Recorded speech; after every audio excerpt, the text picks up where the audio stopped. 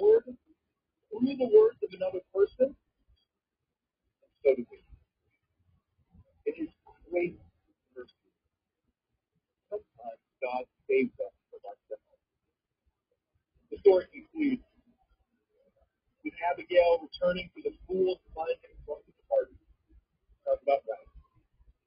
She waits to tell him the news until the very next day, and when she tells him, in the midst of his hangover, he catches a glimpse of how serious the situation was and how it almost cost him his life. It says his heart died within him and he turned to stone. In other words, he was scared.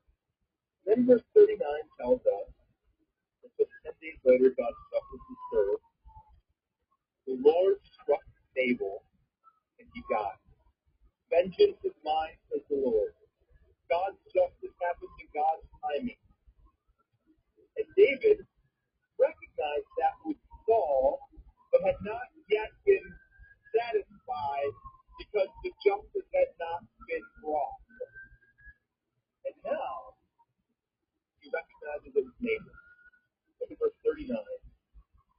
He attributes this to the Lord. David heard that Nabal was dead, and he said, "Blessed be the Lord who has avenged the insult I received at the hand of Nabal, and has kept back his servant from wrongdoing.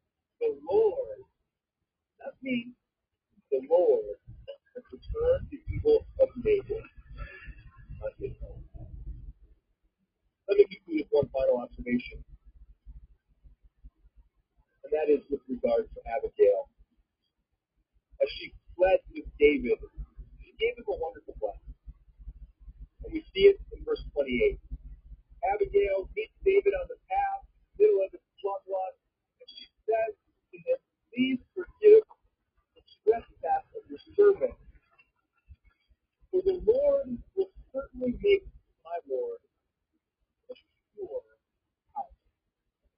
Because my Lord is fighting the battle of the Lord, and evil shall not be found in you so long as you live." The blessing for David